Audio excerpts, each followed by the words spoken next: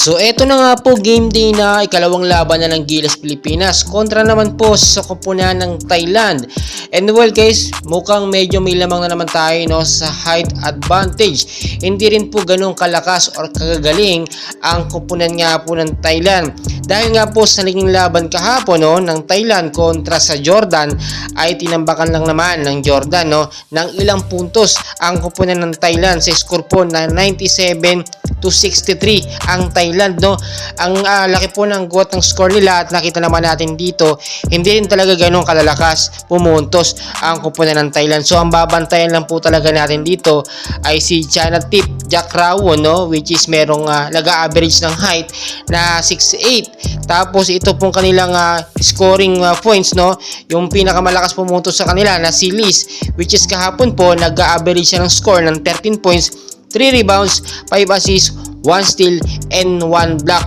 Pero kung titignan nyo mabuti, mababa yung scoring po ng Thailand. Hindi kagaya nung sa Gilas, sa naging unang laban natin, talagang humataw itong si Justin Brownlee, which is nag-average naman ng 20 points and 10 rebounds. At nakita naman natin, makikita nyo dito yung height advantage talaga ng Gilas. Medyo may laban tayo dahil meron tayong matatangkad na player na si Kuwame, Pajardo at si Japet Aguilar.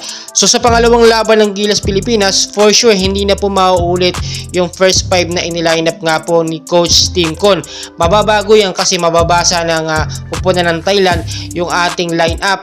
For sure, babaguhin na ng kaunti ng rotasyon nitong si Coach Tim Con at paglalaroin, siyempre, bibigyan ng maayos na oras ang bawat mga players. So, kung titignan po ninyong mabuti, hindi naman natin sinasabi talaga na super mahina din ang koponan ng Thailand, Palakas din naman sila at nakapagbigay na sila ng karangalan sa kanilang bansa noong mga nakaraang mga Asian Games. At kung titignan nyo mabuti, sa sitwasyon natin dito, dahil nga maganda ang sistema ang pinapatupad ni Coach Tim Con, ay di hamak naman na mas may lamang tayo, or mas nakikita natin yung advantage na tayo mananalo. Ang super paghahandaan lang po talaga ng Gilas Pilipinas ngayon, yung sistema na gagawin nila kontra sa koponan ng Jordan. Mabigat po kasi yun. Hindi naman natin binabaliwala itong koponan ng Thailand, pero nakita nyo naman yung naging score nila. Hindi nagkakalayo, ang laki ng agwat talaga. At talagang parang yung nangyari sa laban ng Gilas Pilipinas kontra sa Bahrain na talagang tinambakan natin yung Bahrain. Ito naman Jordan, tinambakan ng Thailand, which is itignan natin ngayon kung ano yung magiging performance ng Gilas Pilipinas sa kanilang pangalawang laban, and hopefully panibagong sistema na hindi mababasa ng kalaban ang gawin ni Coach Tim Con.